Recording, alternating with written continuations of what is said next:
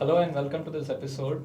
I have with me today Anand Lakhotia and Saurabh Rathi, who are co-heads of Motilal Oswal Real Estate team. Gentlemen, welcome to the show. Thank you. Thanks. Now, as a first step, I would like you to just explain to our viewers what has been your background and how have your careers really progressed through. Because between both of you, you have close to 15 years of experience and have spent close to a decade almost with Motilal Oswal. So it'd be great to hear your overall experiences as well. Thanks, Nitin, for having us on the show. I'm an engineering graduate from BITS Pilani. Studied my management course from Jamnalal Bajaj from Mumbai. And since then, for the last 15 years, I have straddled into various roles in real estate. For the past 12 years, I have been with Motilal Oswal Alternates platform, real estate. Have been involved pretty early from credit appraisals, underwriting, business decisions, strategy, fundraising, investments, and of late into managing the portfolio while looking at structuring and risk for the platform. Thanks, Nitin. I am a commerce graduate from Calcutta University. Did my MBA from XLRI Jamshedpur. Prior to joining the MO Alts platform for 4 years, I was working at Centrum Capital and Yes Bank in the investment banking division. I joined more in 2014. Have been part when I joined. We were a 6-member team. I was involved into all the transactions as a junior analyst. From there, as the platform became bigger, I have been city lead where I have been heading cities. In my last role, I was a zonal head. I was looking at investments in South and East. And yes, now I am overall looking at the entire platform from an investing side, looking at transactions across India, across the cities wherever we are present. Great. Now, from a Motilal Oswal real estate perspective, it will be good to know what is the key offering to investors. For example, which are the kind of cities you guys are present in? Which segments do you really look to target, so on and so forth? So at MO Alts, from a real estate practice, we look at investing in top 8 cities of India, which are the top 8 metro cities of India. We primarily, our forte has been where we have funded developers for land acquisition. We are catering to a segment where banks and other lenders, NBFCs, etc. cannot lend. So we are fulfilling one of the essential need of the developer where they need money to acquire land. That has been our main forte, and that is where we have raised various funds under that strategy. We primarily invest in residential segment. More than 80-85% of our portfolio is concentrated towards residential segment, which is more of self-liquidating in nature, and a bit of commercial also in the portfolio. Understood. You would like to add something? Yeah, so what happened was I've seen the platform grow from when we were managing about 150 crores. Today we are managing in excess of 7,000 crores, right? So that makes us one of the leading real estate domestic managers in the country. So far in the journey, I think we have done more than 190 projects across 150 unique investments. We have partnered with over 50 developers in the country, right? And whatever we have done, we have exited about 70 odd investments in that, generating an IRR of anywhere between 19 to 21%. So focusing on the yield play, as Anand just mentioned, we have been able to showcase repeatedly in a tough cycle that there is enough opportunity where money can be made in real estate. Right. So, I mean, these are staggering numbers, which obviously puts the entire team at the top of the charts when it comes to managing real estate-oriented funds in the entire country. So, what is that edge that you and your guys really bring on the table? I think there are multiple factors. I'll try and touch upon a few of them. I'm sure Anand will also want to add a few to them.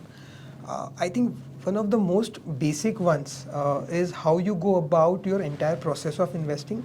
And in that journey is not only that you have to choose a developer and give him money. The journey only begins there. You have to ensure that through the life cycle of maybe 3 to 5 years, the money comes back to you. So the focus has to be right from investment till exit. And in that journey, over a period of these, investments that I've spoke about, we have learned a lot organically as well. So we have built an in-house credit team. We of course have a direct city-based approach towards investing. So we have our team members who are only focusing on a particular city, So you have that local knowledge. We have an independent IC, right, before we get into investments, where their guidance also helps us a lot in choosing the right kind of opportunities and what to let go. See, in a business where you are doing credit, it is important to let go the right ones, but not get stuck with the wrong ones, right? So, yes, Nitin, in this entire journey of last 9-10 years at More and the platform, the way we have grown this, we are very choosy about, we are very selective about the kind of developers we want to partner with. We have worked with some of the best names in the industry, and we have not done 1 or 2 transactions with them, but done multiple transactions with them. So what we want to do, or the way we have been doing this, is that once we identify a developer, once we have both are comfortable with the working style of each other, we want to grow this relationship and we want to continue doing business with them. So with lot of developers who are like leaders in their respective markets, we have done anywhere between 4 or 5 transactions to as high as almost 20 or 30 transactions with few of the developers. So the idea here is that identify a partner, back him, and once both of us are comfortable with each other, we want to grow the relationship really large. So that has been one of our main key working method how we have grown this platform.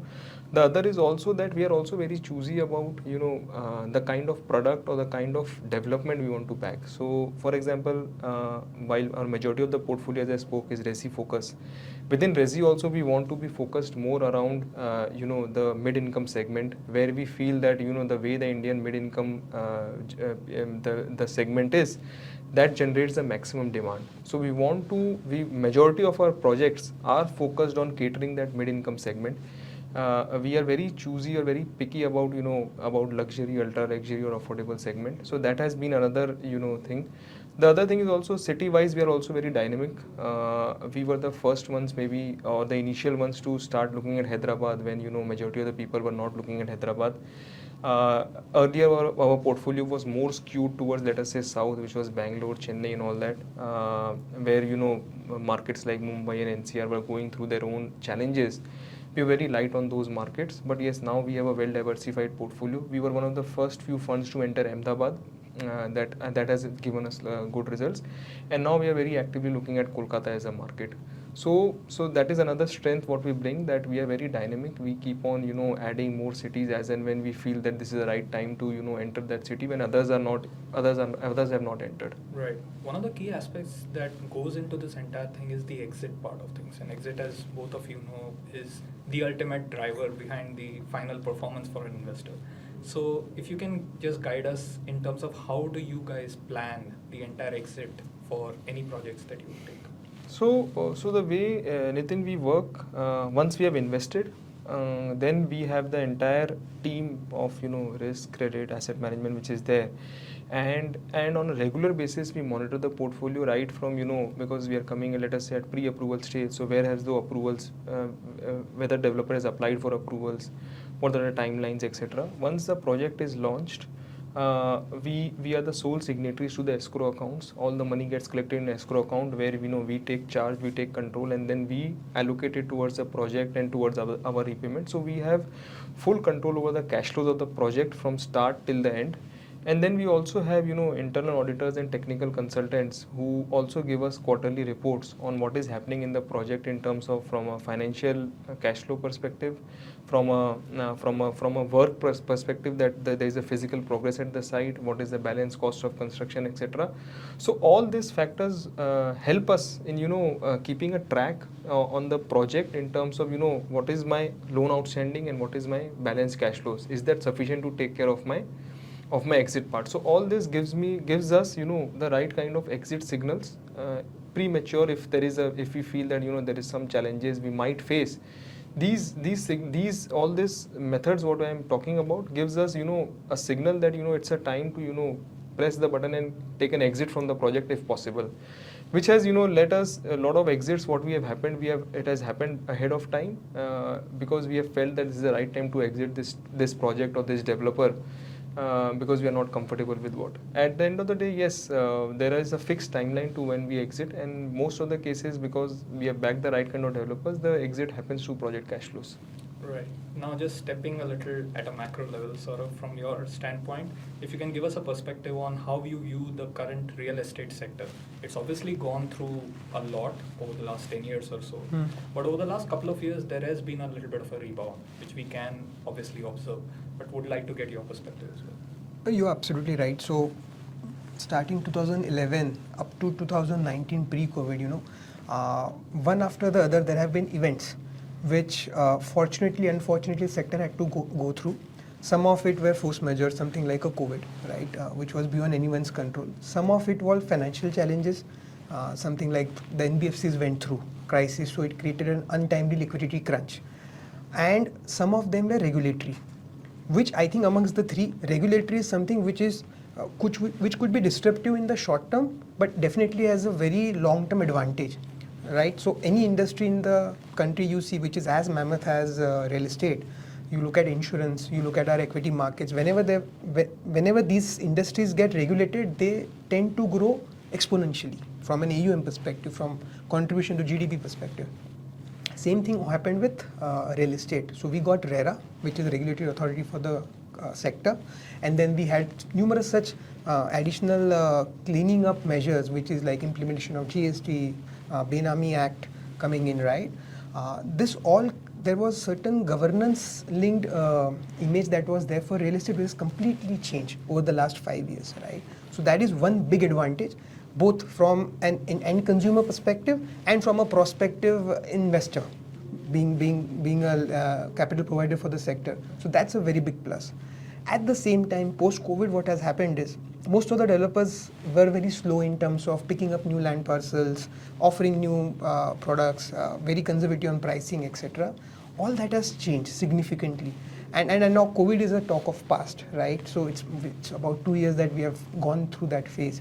And repeatedly every quarter, the numbers are topping the chart. You take up any developer, any top developer in the city, they are topping the charts every quarter on all parameters: collection, sales, acquisitions, everywhere, right? Couple of things that come to mind. Reasons for this is, one, people have realized the need for stability, right? People have gone through various challenges during tough times, so people require stability, and residential house gives you the biggest comfort when it comes to Indian mindset. That is one. I think second is, through this cycle, the mortgage rates were significantly low. Of course, they picked up, but now that is stable and expected to go down. That shock is also absorbed, and hence the affordability significantly improved across the sectors, across the cities. So it's not only a product-linked, project-linked recovery. It's an across the sector recovery. So you look at plotting doing very well, you look at villas and luxury housing doing very well, affordable doing very well, mid-income, of course, continues to be the largest volume driver in the sector. I think third is the transparency that people have seen. And fourth, I think, is because a lot of consolidation has happened, the larger developers are becoming larger, which gives them the ability to actually command certain premium, but at the same time give what the customer wants, which is a mix of good location, good amenities, right sizing. So a lot of research has now been put up when it comes to product development in real estate. So I think as a collective, outcome of all these factors, we believe residential real estate definitely is headed into a very strong tailwinded environment, at least from a next 3 to 5 year perspective. Commercial, there were some ifs and buts during COVID, but I think the best proxy is REITs, which have come up because they are the best proxy to understand how the vacancy is playing out, how rentals are playing out, and these are all listed companies. Again, there the vacancy levels are coming down. The rentals have been pretty stable. Most of the large corporates, IT-backed, ITES companies have been locking up large spaces, not only in IT cities, but also in cities like Bombay and Delhi, which predominantly are not IT cities per se, right? So that is doing very well. Warehousing anyways has been on a roll because of the way the entire e-commerce sector has come up the curve. So I think some summary, all sectors look very interesting, very promising opportunities to look at. probably best time for someone to take an exposure in real estate in any kind, whether it's for consumption or investing. Yeah. Just to add, Nitin, on the sector part also, see, today in India the developers sell close to 3 lakh units every year, which has almost remained constant. At least this was a number what we were selling 10 years back. It went down during 2013 to 17, 20 period. Again, we have reached a number of 3 lakh. I think in next 5 years, this number is going to at least double from what we believe from 3 lakh units. Another parameter if you have to look at it is which is inventory overhang, which essentially means how many months you will take to sell the balance inventory what you have. That is at historical low in India currently. It is almost close to 12 months average for entire India. This number was as high, just to give you a context, this number was as high as almost close to 36 months, maybe pre-COVID. So the sector was going through challenges, and we can now understand from these numbers that what has happened in this sector and what is the future expectation, that with now rates getting stabilized or expectation that 1 year down the line the rates will start going down, home loan rates. I think the sector is now, what we feel is that it is going to blast from what we have seen till now. Right. And while he mentioned a few opportunities through which people can participate, which is obviously REITs, but what other filaments would you add in this entire category? There's so many nuances, such a vast sector. What would be yours? So yes, from an investment perspective, how you can participate in this sector, there are various opportunities. Of course, one is participating it through AIF funds. The other way to look at it is that if you want to participate in the commercial segment, you can participate it through REITs. The third is, which was least preferred, or at least a couple of years prior, it like owning real estate stocks, listed stocks. But now if you see the performance of those real estate stocks, they have given very good returns. So that is the third way to how to participate in this sector. And lastly, which we of course prefer the least, is direct buying and selling of real estate, because those have a lot of headaches and challenges. I think owning indirect real estate is what we feel is the preferred way to ride this journey. I think absolutely these probably will be the right 4 buckets. An investor needs to ascertain what is his risk and what is the return he wants to make, right? So consumption, this theory doesn't work. So if you want to buy, there is no wrong or right time to buy. Every day is the right time to buy, right? But when you're looking from investing perspective, I think one needs to be mindful of what risk he's open to and what tenor he's open to, like any other investment product, right? So if you want to be extra conservative, play safe, right? Go and buy probably REITs, which today give you an yield of between 6 and 7%. If you hold it for a longer time, expectation is they'll give you around 11-13% because of the yield compression and natural price appreciation and all, right? If you want to have a play around asset allocation and do a high yield play, right? Then something like an AIF could be a very good opportunity. It gives you that stable time of 6 to 7 years where money goes slow. It's like an SIP into real estate. So you pay slowly, you get money. At the same time, it's diversified, right? We are Indians, so we like hardcore cement and stones around. Lesser preferred because for an individual it's difficult to manage owning real estate, as he said, or even owning commercial properties. But then if that gives you a high, probably amongst the two, I would possibly choose buying and leasing a commercial property rather than buying a residential property and keeping it, maintaining it, and then getting stuck with it on a low yield. So it's horses for courses strategy, I believe. But I think we have enough now in the country in terms of avenues to participate in real estate that people can choose and possibly take an exposure to. Gentlemen, it's been so insightful speaking to both of you. Thank you so so much for your time. Thank you for having us. Thank you, Thanks. Nitin.